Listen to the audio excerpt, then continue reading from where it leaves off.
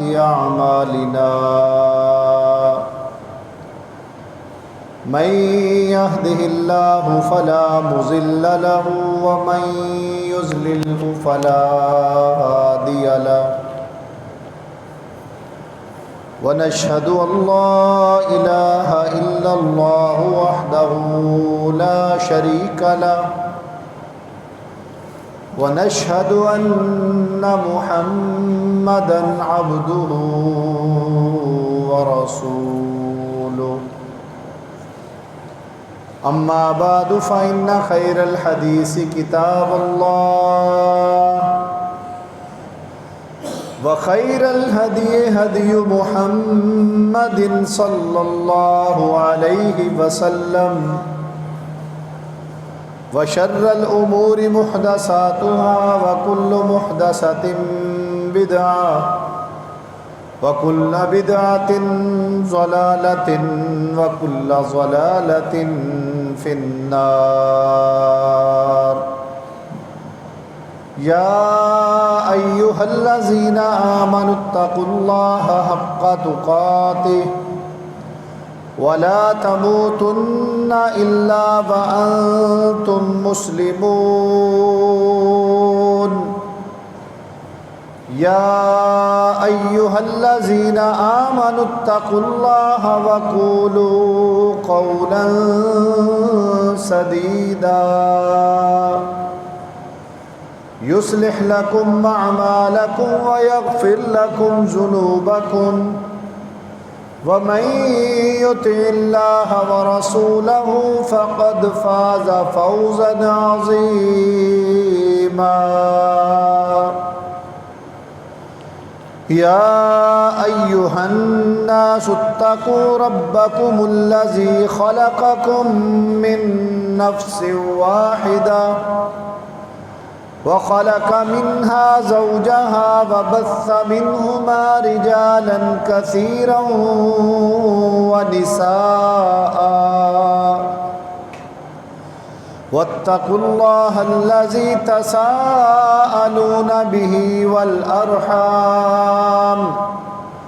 إن الله كان عليكم رقيبا اللهم صل على محمد وعلى آل محمد كما صليت على إبراهيم وعلى آل إبراهيم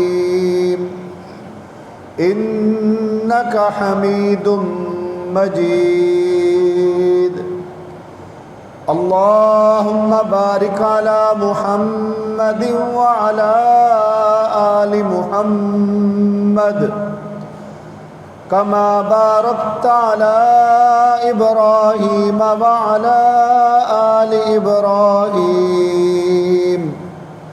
إنك حميد مجيد۔ تمام قسم کی حمد و ثنا، بزرگی، بڑائی، کبریائی اللہ سبحانہ و تعالیٰ کے لیے۔ ان گنت بے شمار درود و السلام امام الانبیاء، خاتم النبیین، سید المرسلین، امام المجاہدین جناب محمد الرسول اللہ صلی اللہ علیہ وسلم کی ذات اقدس پر نہایت قابل احترام محترم عزیز بھائیوں، دوستوں، بزرگوں، پیارے بچوں، اللہ کریم قرآن حکیم کے اندر ارشاد فرماتے ہیں ان عدت الشہور عند اللہ 12، بے شک مہینوں کی گنتی اللہ کے نزدیک لوح محفوظ میں 12 ہیں۔ اللہ کے پاس 12 مہینے پہلے سے لکھے ہوئے ہیں۔ یوم خلق السماوات والارض، جب سے اللہ نے آسمانوں اور زمینوں کو پیدا کیا، جب سے آسمان اور زمینیں پیدا ہوئیں تب سے ہی اللہ کے نزدیک مہینوں کی تعداد 12 ہیں۔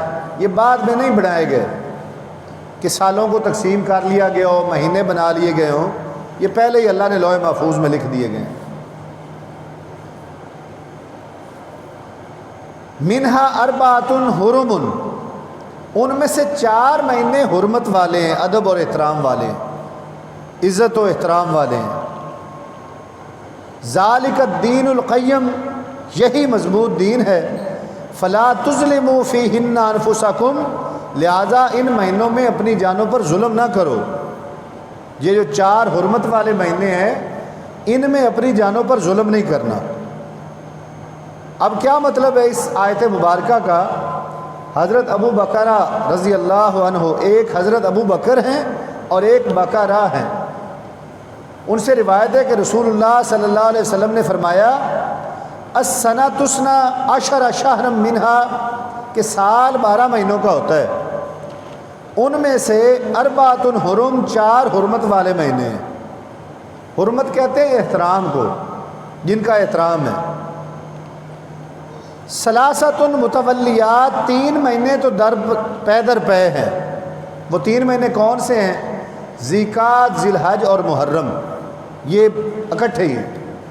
اور چوتھا مہینہ ہے رجب، جو جمادی الثانی اور شعبان کے درمیان آتا ہے۔ یہ نبی کریم علیہ السلام کی حدیث مبارکہ ہے۔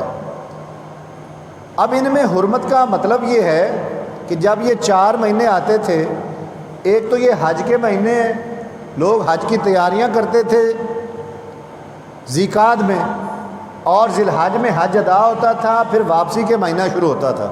تو امن و امان دی گئی، عرب قبائل میں لڑائی جھگڑے بڑے ہوا کرتے تھے، جنگیں ہوا کرتی تھیں، کہ ان 3 مہینوں کے اندر کوئی بندہ تلوار نہیں اٹھائے گا، احترام کرنا ہے حاجیوں کا۔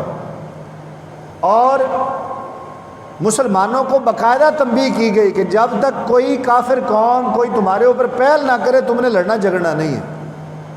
عام مہینوں کی نسبت ان دنوں میں کی گئی لڑائی کا گناہ بھی اتنا ہی زیادہ ہوتا ہے، کیونکہ اللہ نے حرمت والا ان کو قرار دے دیا کہ جھگڑا نہیں کرنا۔ بالخصوص منع کیا گیا کہ ان مہینوں میں اپنے آپ کو روک کر رکھو، جنگ نہیں کرنی، لڑائی نہیں کرنی، کوئی پروپیگنڈے نہیں کرنے، کوئی غیبتیں، کوئی اس طرح کے معاملات میں نہیں پڑنا کہ جس سے اگلا بندہ لڑائی پر مجبور ہو جائے۔ تو یہ 3 مہینے لگاتار ہیں۔ چوتھا جو مہینہ ہے وہ رجب آ جاتا ہے، وہ بھی مہینوں کے درمیان ہے، کہ اس میں وہ پریکٹس، وہ تجربہ لوگوں کا جاری رہے کہ اپنے آپ کو روک کر کیسے رکھنا ہے۔ ان کی جنگیں کئی مہینے چلا کرتی تھی۔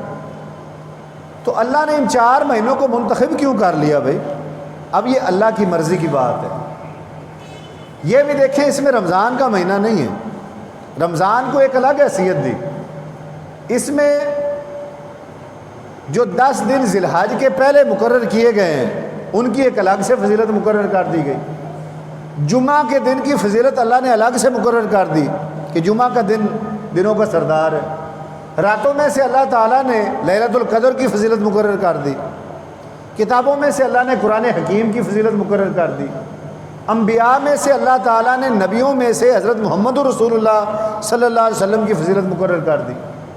دنیا میں بے شمار مساجد اللہ کے گھر ہیں، لیکن اللہ تعالیٰ نے مسجد الحرام، خانہ کعبہ کی فضیلت الگ مقرر کر دی۔ فرشتوں میں سے اللہ نے جبریل امین کو فرشتوں کا سردار بنا کر ان کی فضیلت مقرر کر دی۔ تو اللہ تعالیٰ سے کوئی سوال نہیں کر سکتا کہ اللہ آپ نے اس کی فضیلت کیوں مقرر کر دی۔ تو یہ 4 مہینے اللہ نے رکھ لیے کہ یہ حرمت والے ہیں، ان میں بالکل جنگ کی پہل نہیں کرنی، لڑائی نہیں کرنی، اقدامی جہاد بھی نہیں کرنا۔ جہاد فی سبیل اللہ کی کتنی فضیلت ہے۔ ان 4 مہینوں میں کوئی مسلمان ملک کسی دوسرے پر حملہ نہیں کر سکتا، حرمت احترام ہے۔ ہاں دفاع کر سکتا ہے، اگر کافر ملک حملہ کر دیں تو دفاع کے طور پر لڑ لو، پہل نہیں کرنی۔ تو میرے عزیز بھائیوں، اگر ان 4 مہینوں میں انسان نافرمانی سے اجتناب نہیں کرتا، گناہوں سے نہیں رکتا، اپنا دامن پاک نہیں رکھتا، تو نبی کریم کا فرمان ہے کہ پھر اس بندے کا دل زنگ آلود ہو جاتا ہے، زنگ چڑھ جاتا ہے دلوں کے اوپر۔ حالانکہ عام طور پر ہم یہ دیکھتے ہیں کہ جو دل ہے نا، یہ تو گوشت پوست کا، خون کا لوتھڑا ہے، زنگ تو لوہے کو آتا ہے نا، تو دلوں کو بھی زنگ آتا ہے۔ آیت میں ہے، اللہ فرماتے ہیں کلا بل ران علی قلوبہم ما کانوا یکسبون، کہ ان کے دلوں پر ان کے اعمال کی وجہ سے زنگ چڑھ گیا ہے۔ یہ جو لوگ منافقت کرتے ہیں اور بڑے بڑے گناہوں میں مبتلا ہوتے ہیں، اللہ کے روکنے کے باوجود نہیں رکتا نا انسان، تو وہ سمجھ لے کہ میرے دل پر زنگ چڑھ گیا ہے، جو حقیقت کو، حق کو میرے دل میں پیوست نہیں ہونے دیتا، درست بات مجھے سننے ہی نہیں دیتا۔ رسول اللہ صلی اللہ علیہ وسلم کا ایک اور ارشاد گرامی ہے، ان المؤمن اذا اذنب، کہ مومن سے جب کوئی گناہ ہوتا ہے، کانت نقطۃ سوداء فی قلبہ، اس کے دل پر ایک کالے سیاہ رنگ کا نقطہ، داغ یا دھبا لگ جاتا ہے۔ فَإِن تَابَ وَنَزَا وَاسْتَغْفَرَ، اور جب مومن وہ گناہ چھوڑ کر معافی مانگتا ہے اللہ سے، توبہ کر لیتا ہے، سُکِلَ قَلْبُهُ، تو اللہ تعالیٰ اس کا دل دھو ڈالتا ہے، صاف کر دیتا ہے کہ اس بندے نے معافی مانگ لی ہے، پھر وہ زنگ قائم نہیں رہتا۔ اور اگر کوئی بندہ اپنی اس ہٹ درمی پر، اس گناہ پر مسلسل لگا رہتا ہے، فَذَلِكَ الرَّيْنُ الَّذِي ذَكَرَ اللَّهُ عَزَّ وَجَلَّ فِي الْقُرْآنِ، تو نبی کریم نے فرمایا کہ یہی وہ رعین، یہ زنگ ہے جو اللہ نے قرآن میں فرمایا ہے، کَلَّا بَلْ رَانَ عَلَىٰ قُلُوبِهِمْ، ہرگز نہیں، ان کے دلوں کے اوپر زنگ چڑھ چکے ہیں۔ نیکی جب اثر نہ کر رہی ہو، گناہ نہ لگ رہا ہو، تو بندے کو خود سے فکر مند ہو جانا چاہیے کہ اب میں گناہ کے اس مقام تک پہنچ چکا ہوں کہ جب انسان کا دل زنگ آلود ہو چکا ہوتا ہے۔ آج ہم میں سے اکثر مسلمانوں کی کیفیت یہی ہو چکی ہے کہ نیکی ہمارے اوپر اثر نہیں کرتی، گناہ ہم چھوڑتے نہیں ہیں، اور ہم کہتے ہیں بس اللہ بخشنے والا ہے، حالات کے مطابق دیکھا جائے گا۔ یہ دل زنگ آلود ہو چکے ہیں، اس زنگ کو اتارا کیسے جا سکتا ہے؟ توبہ کر کے، اللہ سے معافی مانگ کر، اللہ سے بخشش طلب کر کے، تلاوت قرآن مجید، اللہ کا ذکر کر کے، اور فکر آخرت کر کے اس زنگ کو اتارا جا سکتا ہے۔ اور میرے عزیز بھائیوں، اگر انسان گناہوں کی وجہ سے اللہ سے دوری اختیار کر لے تو اللہ تعالیٰ صرف آخرت میں اس کو سزا نہیں دیتے، یاد رکھیے گا۔ ہم اکثر نیکی اور گناہ کا تصور آخرت کے حوالے سے رکھتے ہیں کہ لو جی مر جائیں گے، پھر نیکیوں اور گناہوں کا حساب ہوگا، نیک آدمی کو جنت ملے گی اور بدنیک کو جہنم ملے گی۔ دنیا میں بھی اللہ دکھاتے ہیں۔ آج معیشت کی وجہ سے ہم پریشان ہوتے ہیں کہ نہیں ہوتے ہیں؟ رزق کے حوالے سے، کاروبار کے حوالے سے۔ اللہ تعالیٰ قرآن حکیم میں فرماتے ہیں وَمَنْ أَعْرَضَ عَنْ ذِكْرِي، کہ جو بندہ میری یاد سے منہ موڑ لے، روح گردانی اختیار کر لے۔ اب اللہ کی یاد کے 2-3 ہی طریقے ہیں مخصوص، یا نماز ہے، یہ بھی اللہ کی یاد کے لیے ہوتی ہے، تلاوت قرآن حکیم بھی اللہ کی یاد کے لیے ہوتی ہے، دعوت دین کا کام بھی اللہ کی یاد کے لیے ہوتا ہے۔ اب ان کاموں میں سے ہم منہ ہی موڑ لیں، نہ نمازیں پڑھیں، نہ تلاوت کریں، نہ دعوت دین کا کام کریں، تو پھر کیا ہوگا؟ کیا آخرت میں اللہ ہم سے پوچھیں گے کہ تم نے یہ کام نہیں کیا؟ آخرت میں بالکل پوچھیں گے، لیکن دنیا میں کیا ہوگا؟ وَمَنْ أَعْرَضَ عَنْ ذِكْرِي، اللہ کہتے ہیں جو میری یاد سے منہ موڑ لیتا ہے، فَإِنَّ لَهُ مَعِيشَةً ضَنْكًا، تو میں اس پر دنیا میں رہنا تنگ کر دیتا ہوں، اس کی معیشت، اکانومی اس پر تنگ ہو جاتی ہے، وہ کماتا بھی ہے، کھاتے پورے نہیں ہوتے۔ لہٰذا ہر بندہ، مجھ سمیت، ہم اپنے اوپر غور کریں کہ اگر ہم مالی مسائل، مصائب اور مشکلات کا شکار ہیں تو اس میں سے ایک وجہ یہ ضرور ہو سکتی ہے کہ ہماری اللہ سے دوری ہے، اللہ سے ہمارا وہ رشتہ نہیں بن پا رہا جو بننا چاہیے۔ کئی اور وجوہات ہو سکتی ہیں، ہم سارا ملبہ حکومتوں پہ ڈالتے ہیں کہ جی دیکھیں حکومت کی پالیسیاں غلط ہیں، تو حکومتیں بھی تو اللہ کے کنٹرول میں ہیں نا، کہ کوئی بندہ دنیا میں ایسا نظام نہیں ہے جو اللہ تعالیٰ کے بس سے باہر ہو جائے، پھر اللہ اس عوام پر ویسے ہی حکمران مسلط کر دیتے ہیں، جس طرح کے اعمال ہوتے ہیں ویسے حکمران آتے ہیں۔ تو یہ ایک وجہ ہے اللہ سے، اللہ کے ذکر سے دور رہنے کی، کہ اللہ اس کی معیشت تنگ کرتے ہیں۔ اچھا چلو جی معیشت دنیا میں تنگ ہو گئی، بندہ کہے کہ کوئی نہیں، روکھی سوکھی کھا لیں گے، گزارا چلا لیں گے، تو آخرت میں کیا ہوگا؟ پھر اللہ فرماتے ہیں وَنَحْشُرُهُ يَوْمَ الْقِيَامَةِ أَعْمَىٰ، قیامت والے دن ہم اس کو اندھا کھڑا کریں گے۔ دنیا میں آنکھیں ہوں گی لیکن آخرت میں نابینا ہوگا۔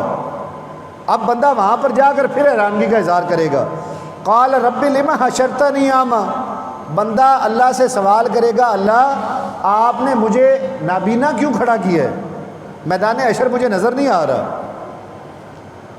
وقد کنت بصیرا، حالانکہ میں تو دیکھنے والا تھا، آنکھوں والا تھا۔ اب اللہ کا جواب سنیں میرے عزیز بھائیوں، اللہ ہم سے ڈائریکٹ ہم کلام ہوتے ہیں اس قرآن حکیم کے ذریعے سے، ہم اس کو نہ سمجھتے ہیں نہ پڑھنے کا ٹائم نکالتے ہیں۔ اللہ تعالیٰ اسی کتاب میں فرماتے ہیں کذالک آتتک آیاتنا، ہماری آیات، ہماری نشانیاں تمہارے دنیا میں آئی تھیں، علماء بھی بیان کرتے تھے، تم خود بھی کتابوں میں پڑھتے تھے، میرے حکم تمہارے پاس آتے تھے، فنسیتہا، تم ان کو بھلا دیتے تھے، اہمیت نہیں دیتے تھے۔ وکذالک الیوم تنسیٰ، آج کے دن تم بھلا دیے گئے ہو، تمہاری کوئی اہمیت نہیں ہے ہماری نظر میں۔ تو میرے عزیز بھائیوں، ہم دنیا میں اللہ سے ڈریں۔ یہ دنیا تیاری کی جگہ ہے، یہ دنیا ہماری آخرت کی کھیتی ہے، جو بیج بوتے چلے جائیں گے قیامت والے دن کاٹیں گے، کچھ تبدیل نہیں ہوگا۔ یہ بات ذہن سے نکال دیں ہم سب کہ شاید دنیا میں جو مرضی کر لیں، آخرت کا نظام کچھ اور ہونا ہے، کچھ اور نہیں ہونا۔ جو ہمیں پتہ ہے نا، جو ہم کر رہے ہیں بالکل اسی کے مطابق ہی آخرت میں فیصلے ہونے ہیں۔ ایسا معجزہ نہیں ہوگا کہ اللہ تعالیٰ عرش عظیم پر بیٹھ کر قیامت والے دن کہہ دیں کہ جاؤ سارے ہی تم بخشے گئے۔ ایسا کہیں بھی یہ سبق نہیں دیا گیا۔ اس دنیا میں جو کرنا ہے اس کا بدلہ ملنا ہے۔ مالک یوم الدین کا مطلب کیا ہے؟ اللہ بدلے کے دن کا مالک ہے۔ اللہ نے قیامت کو بدلے کا دن کہا ہے۔ وہ بدلہ ہونا کیا ہے؟ جو ادھر کیا ہے اس کا بدلہ ملنا ہے، اچھائی کی ہے تو اس کا بدلہ ملنا ہے، برائی کی ہے تو اس کا بدلہ ملنا ہے، کچھ نیا نہیں ہوگا۔ اللہ تعالیٰ نے اپنے نبیوں کے ذریعے سے بھی ہمیں سمجھانے کی کوشش کی ہے۔ آدم علیہ السلام منع کیا تھا نا اللہ نے کہ جائیں جنت میں چلیں پھریں کھائیں پئیں، سارا کچھ آپ کا ہے، لیکن اس ایک درخت کے پاس نہ جانا۔ چلے گئے تو اللہ تعالیٰ تو بڑے غفور الرحیم تھے نا، کہہ دیتے آدم کوئی بات نہیں، تم سے غلطی ہو گئی ہے، آئندہ نہ جانا، ایک دفعہ تمہیں معاف کرتا ہوں، آئندہ نہ جانا۔ اللہ نے اس ایک غلطی پر آدم علیہ السلام کو جنت سے نکال کر زمین پر بھیجا، اور شیطان نے کتنے سجدے کرنے سے انکار کیا تھا۔ ابلیس عبادت گزار تھا، فرشتوں کے برابر رہتا تھا، حالانکہ جنات میں سے تھا، ہر وقت عبادت میں مشغول رہتا تھا، ایک سجدہ نہیں کیا، صرف ایک سجدہ، اللہ کے کہنے پر انکار کر دیا کہ میں سجدہ نہیں کروں گا۔ تو اللہ تعالیٰ نے پچھلے کیے ہوئے سجدے ہی برباد کر دیے۔ ہمارے تو روزانہ دن میں تقریباً فرض نمازوں کے کتنے سجدے بنتے ہیں، نفلی تو دور کی بات ہے نا، نوافل تہجد بڑا اعلیٰ مقام پانے کے لیے ہے، اشراق بڑا اعلیٰ مقام حاصل کرنے کے لیے۔ ہم مقام کو چھوڑیں، کیا ہم اس بنیادی ضرورت کو پورا کر رہے ہیں جو اللہ نے ہمارے اوپر فرض کی ہوئی ہے؟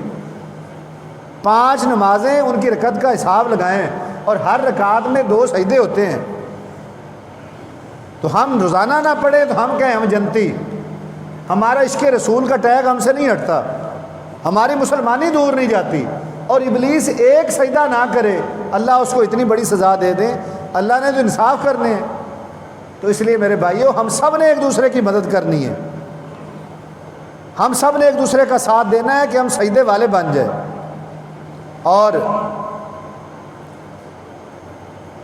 ماہ محرم کے حوالے سے، کیونکہ یہ محرم کا مہینہ ہے، حرمت والا مہینہ ہے، اس مہینے میں کچھ خرافات بھی مسلمانوں میں پیدا ہو گئی ہیں، یعنی کہ کچھ نیکی کے کرنے کے کام تھے۔ ایک حدیث مبارکہ میں آتا ہے کہ اللہ تعالیٰ کو رمضان کے روزوں کے بعد اپنے اس محرم الحرام کے مہینے کے روزے سب سے زیادہ محبوب ہے۔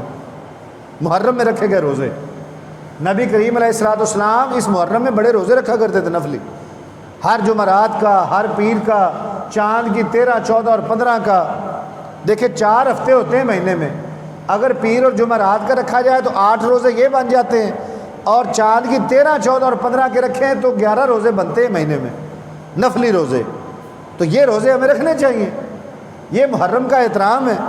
لیکن ہو کیا گیا؟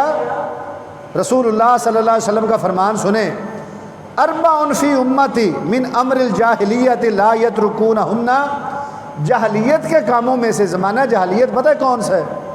جب نبی کریم علیہ الصلوۃ والسلام نے نبوت کا اعلان فرمایا تھا نا، اس سے پیچھے کا سارا زمانہ جاہلیت کا ہے۔ یعنی کہ عیسیٰ علیہ السلام سے لے کر نبی کریم علیہ السلام کی نبوت کے اعلان تک جو دور چلتا ہے اس کو زمانہ جاہلیت کہا جاتا ہے، کیونکہ اس دور میں کوئی نبی نہیں آیا، کسی نبی نے آ کر لوگوں پر دعوت دین کا کام نہیں کیا۔ جب نبی کریم نے نبوت کا اعلان فرمایا، دعوت دین کا کام کیا، تو پھر جاہلیت ختم ہو گئی، لوگ دین کی طرف آنا شروع ہو گئے۔ لیکن پیارے پیغمبر فرماتے ہیں کہ 4 کام ایسے ہیں جو زمانہ جاہلیت کے ہیں، اور میری امت کے لوگ آج بھی ان کاموں میں سے کسی نہ کسی کام کے ساتھ چمٹے ہوئے ہیں۔ یہ اس دور میں کہا تھا جو سب سے اچھا دور تھا، خود نبی کریم کا دور۔ اب تو 1450 سال نبی کریم کو اس دنیا سے گئے ہوئے ہو گئے، دعوت دین کا کام اس امت کے ذمے ہیں، کر رہے ہیں، لیکن وہ 4 کام کون سا ہے؟ الفخر فی الاحساب، حسب نسب میں فخر کرنا کہ میں فلاں خاندان سے تعلق رکھتا ہوں۔ یہ زمانہ جاہلیت کے لوگ کیا کرتے تھے کہ میرا خاندان فلاں ہے، میرا خاندان بڑا ہے، فلاں کا خاندان چھوٹا ہے۔ یہ اپنے خاندان، اپنے حسب نسب کو بڑا جاننا، یہ زمانہ جاہلیت کی بات ہے۔ خاندان اللہ نے ہمارے جو بھی بنائے ہیں، اللہ کو تقوی کی بنیاد پر انسان پسند ہے۔ دوسری بات جو زمانہ جاہلیت میں ہوتی تھی، وَالطَّعْنُ فِي الْأَنْسَابِ، کسی کے حسب نسب پر تانا درازی کرنا، کسی کو چھوٹا جاننا ذات اور برادری کے لحاظ سے۔ لوگ کہتے نہیں ہیں مارکیٹوں میں کہ میں جانتا ہوں تیرے خاندان کو بھی، تو فلاں برادری کا، تیری ذات فلاں، تو نیچ۔ میرے عزیز بھائیوں، کسی حسب نسب کو ایسا نہیں کہنا چاہیے۔ ہم انسان ہیں، اللہ نے ہمیں برابر بنایا ہے۔ یہ تو اونچ نیچ، یہ ساری سیاسی ڈیرے، بڑاپن، عصبیتیں، قومیتیں، زبان کی بنیاد پر، صوبے کی بنیاد پر، یہ دنیا داری کی باتیں ہیں۔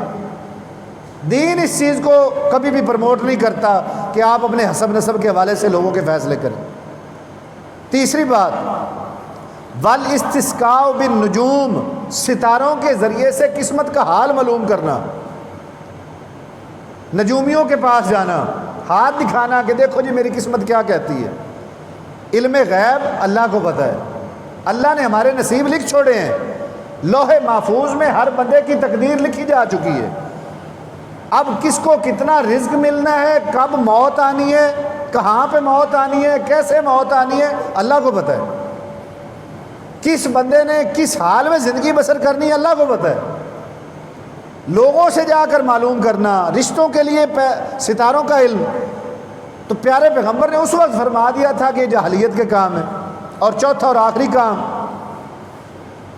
والنیاحۃ، والنیاحۃ کیا ہے؟ نوحہ کرنا، وین کرنا، میت کے اوپر رونا پیٹنا، چہرے کو تھپڑ مارنے، بال نوچنے، اور اس کی باتیں یاد کر کر کے خود رونا اور دوسروں کو رلانا، یہ بھی جاہلیت کا کام ہے۔ فوتگی ہو جانا، یہ ہر انسان نہیں مرنا ہے۔ ہم کون سا جو بیٹھے ہوئے ہمیشہ رہیں گے؟ ہم سے پہلے کتنے چلے گئے؟ ہماری زندگی میں کتنے چلے گئے؟ ہم نے اپنی آنکھوں سے، اپنے سمجھ میں کئی لوگوں کو، اپنے خاندان والوں کو، دوستوں کو، محلے داروں کو قبرستان میں جا کر اپنے ہاتھوں سے دفن کیا ہے۔ تو ہمارا نمبر پتہ نہیں کب لگ جائے۔ اپنے آپ کو موت کے لیے تیار رکھنا ہے۔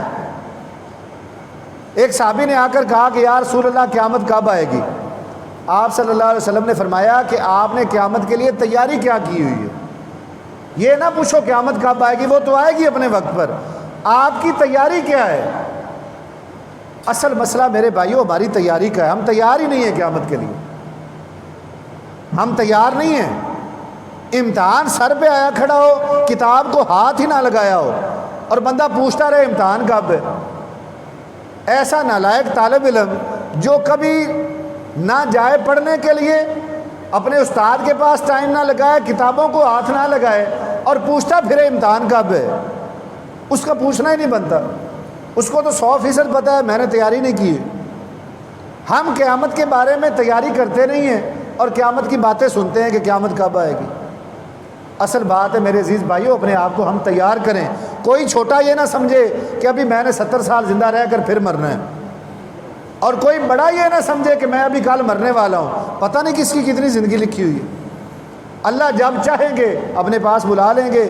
اور میرے عزیز بھائیوں، رسول اللہ صلی اللہ علیہ وسلم نے فرمایا نوحہ کرنے والی عورت اگر موت سے پہلے توبہ نہیں کرتی تو قیامت کے روز اس حال میں اٹھائی جائے گی کہ اس کے اوپر ایک تار کول کی قمیض ہوگی، جو لک ہوتی ہے نا سڑکوں پہ ڈالتے ہیں تار کول، اس کی قمیض ہوگی، اور خارج کی بیماری کی وجہ سے اس کے جسم کو جھلسا کر رکھ دے گی۔ میرے عزیز بھائی، یہ نوحے کی وجہ سے ہے، رونا پیٹنا۔ حضور نبی کریم علیہ الصلوۃ والسلام کے بیٹے بھی اس دنیا سے گئے ہیں، حضور بھی روئے ہیں۔ رونا فطرتی عمل ہے، جن سے ہم محبت کرتے ہوتے ہیں، جب دنیا سے جاتا ہے تو رونا آ جاتا ہے۔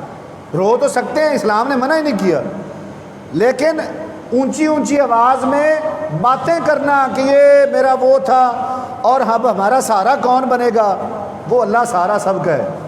اللہ نے اپنے پیارے نبی کو یتیم پالا ہے، یہ مثال قائم کی ہے کہ یتیموں کو کسی کا باپ سر سے چلا جائے تو وہ یہ نہ سمجھے کہ میری پرورش رک جائے گی۔ پرورش کا، رزق کا ذمہ تو اللہ نے خود اپنے ذمہ لے لیا۔ کوئی باپ اپنی اولاد کو رزق نہیں دیتا، ہم وسیلے بنے ہوئے ہیں، بیچ میں سے ہم چلے جائیں گے، رزق پھر بھی ان کو ملتا رہے گا۔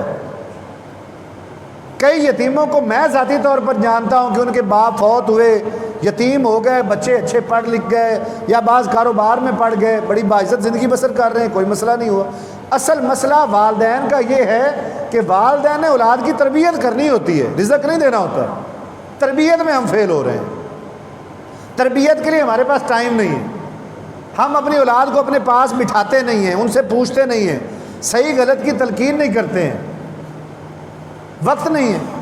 تو میرے عزیز بھائیوں، اس سے پہلے کہ وہ بچے کسی اور دوست سے وقت لے لیں اور وہ دوست آپ کے بچوں کو بگاڑ کے رکھ دے، خود اپنے بچوں کے دوست بن جائیں، تربیت کر لیں، وقت نکال لیں۔ اور آخر میں ایک آخری حدیث بیان کر کے اپنی بات کو ختم کرتا ہوں۔ رسول اللہ صلی اللہ علیہ وسلم نے فرمایا کہ میں ہر اس شخص سے بری ہوں، میں ہر اس شخص سے بری ہوں جو زور زور سے رونے والا بین کرے، مصیبت کے وقت بال نوچے، اور کپڑے پھاڑنے والی عورت جو میت کے اوپر بیٹھ کر اپنے لباس کو پھاڑے۔ میں ان لوگوں سے میں بری و ذمہ ہوں کہ قیامت کے دن اللہ ان کا ساتھ جو حساب کرے میرا کوئی ذمہ نہیں ہو۔ اس لیے میرے بھائیوں، فوتگیاں گھروں میں ہوتی ہیں، ہم اپنے آپ کو ذہنی طور پر تیار رکھیں کہ اگر آپ میں سے کوئی بچہ ہے، کوئی چھوٹا ہے، اس نے ابھی تک گھر میں فوتگی نہیں دیکھی، اللہ تعالیٰ والدین کا سایہ ہر بچے پر قائم رکھے، لیکن والدین بھی بچوں کی اتنی ذہن سازی کر جائیں کہ بیٹا یہ زندگی اللہ کی امانت ہے، ہم نے چلے جانا ہے، میرے مرنے کے بعد ان اچھے اچھے سلسلوں کو میرے بعد بھی جاری رکھنا، رکنے نہ پائے۔ اور یہ کام جو غلط ہو رہے ہیں ان کو آپ نے روکنا ہے، اپنے بچوں کو اپنے ساتھ کھڑا کریں اس معاملے میں۔ اللہ تعالیٰ ہم سب کو عمل کی توفیق عطا فرمائے۔ وآخر دعوانا ان الحمد للہ رب العالمین۔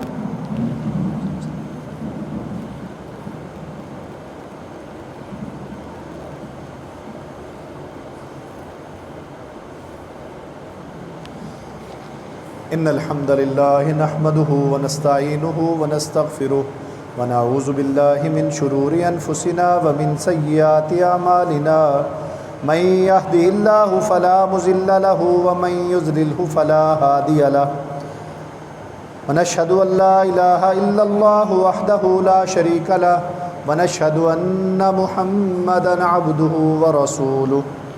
میرے عزیز بھائیوں، محرم کا مہینہ بھی بڑا حرمت والا ہے، بڑا اہم مہینہ ہے۔ روزے رکھیں، نفلی روزوں کی عادت ڈالیں۔ اللہ تعالیٰ نے جنت کے 8 دروازوں میں سے ایک دروازہ بنایا جس کا نام ہے باب الریان، اور اس میں سے صرف روزے دار گزریں گے۔